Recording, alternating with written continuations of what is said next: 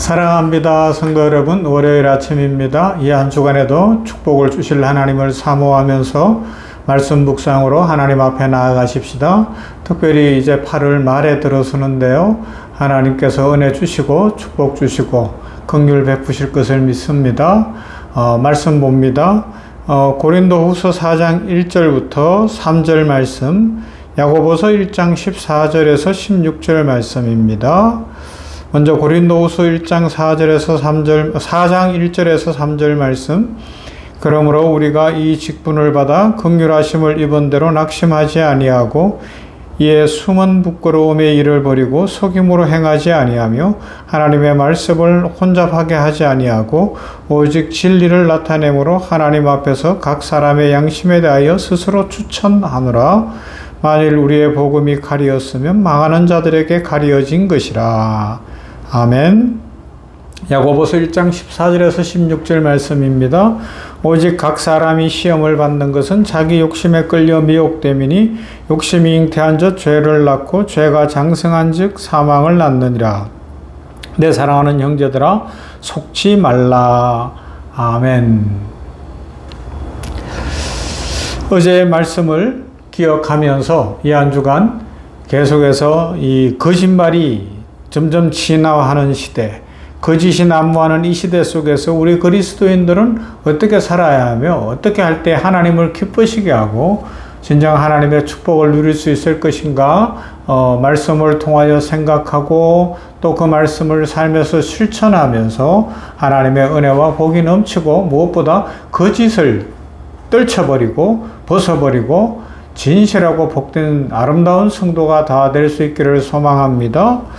혹시 이런 말 들어보셨어요? 나는 속였다. 그런데 속은 건 네 잘못이다. 참 어이없는 이야기지만 세상에 이런 논리가 있어요. 우리는 보통 거짓말을 한 사람만 죄인으로 보는 경향이 있지만 성경은 속은 자도 자기 욕심에 책임이 있다고 말씀하죠. 오늘 야고보서 말씀이 그래요. 오직 각 사람이 시험을 받은 것은 자기의 욕심에 끌려 미혹됩니다. 욕심이 잉태한 즉 죄를 낳고 죄가 장성한 즉 사망을 낳는다. 내 사랑하는 형제들아 속지 말라는 것입니다. 17세기 한국에 왔다가 이 하멜 표류기를 썼던 하멜은 조선의 어쩔 수 없는 풍랑 때문에 제주도 저 삼방산 근처에서 표류를 이제 하다가 조선 땅에 발을 들이고 압송되어서 한양까지 오고 바로 보내주지 않고 13년을 갇혀 있기도 하고 종살이도 하고 어려움을 많이 겪었던 것으로 알고 있어요. 결국은 풀어주지 않아서 감시가 소홀한 틈을 타서 배를 훔쳐서 7명이 도망을 쳐서 겨우 본국으로 돌아갔다, 네덜란드로 돌아갔다 하는데 그가 하멜 표류기를 쓰면서 뭐라 그랬다고요? 조선 사람들은 서로 속이는 것이 능숙하다. 속이고서 그것이 잘못인 줄도 모른다. 조선 사람들을 속이는 것은 너무 쉽다. 뭐 이런 이야기를 했다고 전해지고 있습니다. 오늘 우리 시대는 어떻습니까? 뉴스에서는 매일 여러 가지 거짓말한 거, 사기친 거, 뭐 정치인의 이야기 잘못된 거, 심지어는 종교인들의 위선 이런 것들을 보고할 때도 있습니다. 그런데 세상의 가치는 속인 사람은 욕하지만 속은 사람들에 대해서는 그러려니 하는 경향이 있는 것 같은데 오늘 말씀은 뭐라고요? 속은 사람도 자기 탐욕 때문에 자기 욕심 때문에 결국은 속을 준비를 하고 있다가 속은 경우가 많고 이것은 죄다라고 이야기하는 겁니다.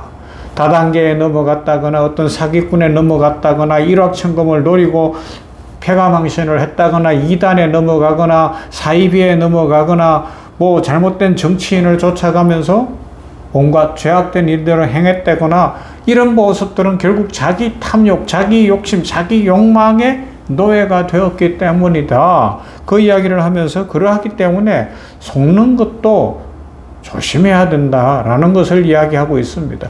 우리 죄의 본성이 우리를 속게 만들 수 있고 우리가 또 속아 넘어가려고 준비하고 있을 수도 있다.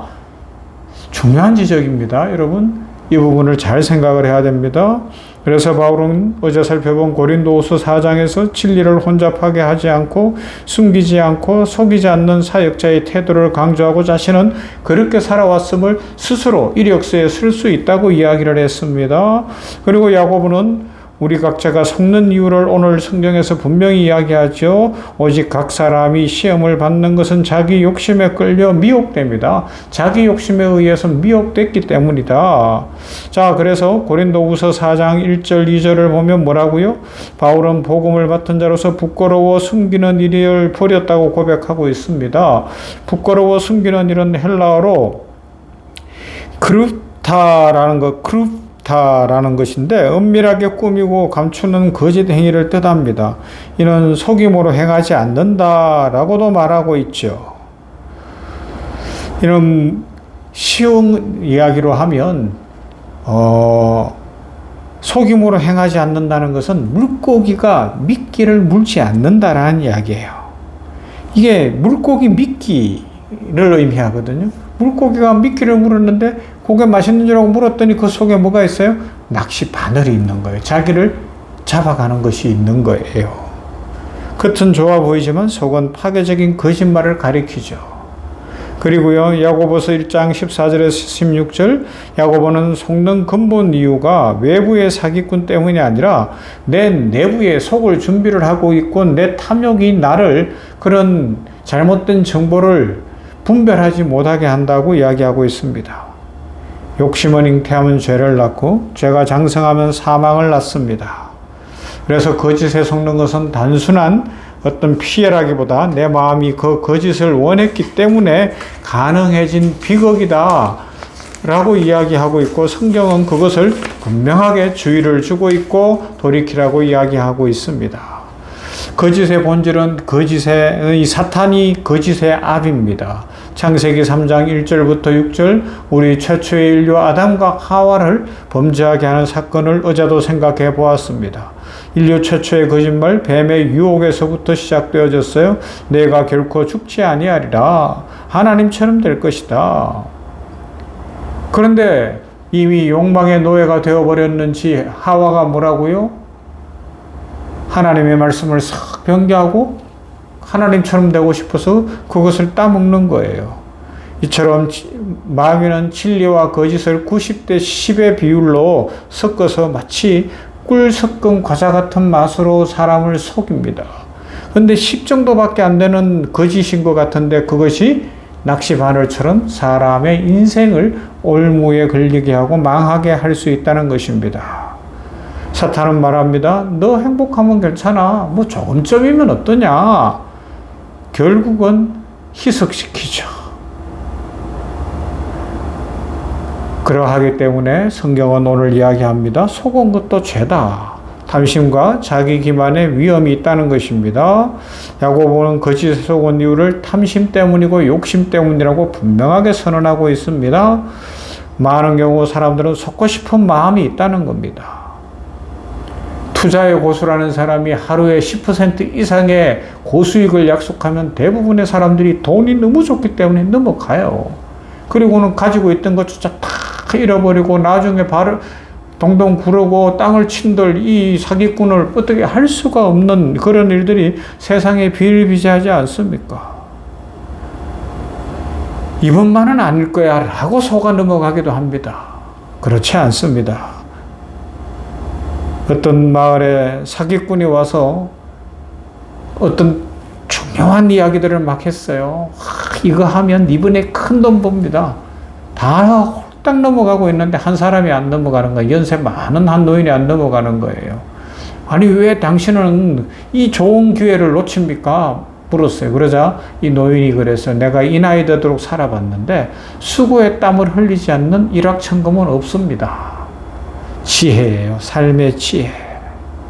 그러하기 때문에 우리가 속지 않으려면 듣는 것만 듣고 싶은 부정한 귀를 버려버려야 됩니다. 내가 보고 싶은 것만 보고 내가 듣고 싶은 것만 듣고 내가 좋아하는 것만 하고 내 욕심에 내 욕망 따라 살아가는 그것을 떨쳐버려야 할 것입니다.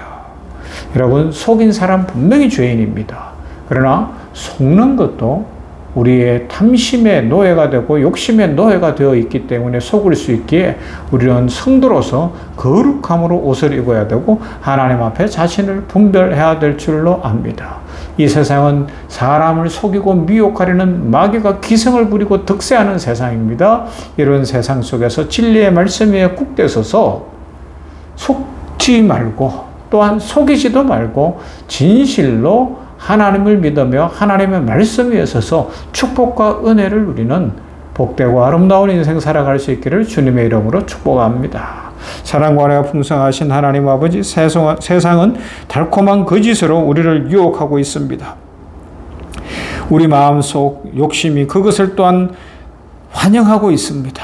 거짓이 너무 좋고 솔깃하고 마치 나에게 일확천금을 가져다 줄 것 같고 내 인생을 뒤집어 놓을 것 같은 솔깃함에 넘어가는 경우들이 많은데, 정치가가 그렇게 하고 종교가가 그렇게 하고 이단 사이비들이 그렇게 하고 어떤 경제 투자가가 그렇게 할 때에 우리들 넘어가지 않게 하여 주시옵시고, 다단계를 비롯하여 아버지 하나님이여 사이비 이단을 비롯하여 잘못된 정치를 가장한 어떤 불순 세력들도 아버지 하나님이여 그런 것에 넘어가지 않게 하여 주시옵시고, 진리의 말씀 위에 굳게 서서 정직한 수고의 땀을 흘리는 우리 모두가 되게 하여 주시옵소서. 세상에 일확천금은 없다는 진리를 깨닫고 탐심에 빠지지 않게 하여 주시옵시며, 욕심이 잉태한 즉 죄를 낳고 죄가 장성한 즉 사망을 낳느니라. 누구든지 자기 욕심에 이끌려 죄를 짓는다는 말씀을 꼭 기억하는 우리들 되게 하시고, 우리들 모두가 세상을 살 때에 하나님의 말씀에 굳게 서서 정직하고 진실하게 살아가게 하여 주시옵소서. 오늘도 복 주실 하나님, 우리들의 삶을 지켜주시고 무더위 속에서도 또 여러 가지 삶의 환경 속에서도 눈동자같이 지키시며 축복과 은혜로 함께해 주시옵소서. 감사드리며 예수님 이름으로 기도하옵나이다. 아멘. 우리 찬송할까요? 찬송가 482장 참 즐거운 노래를.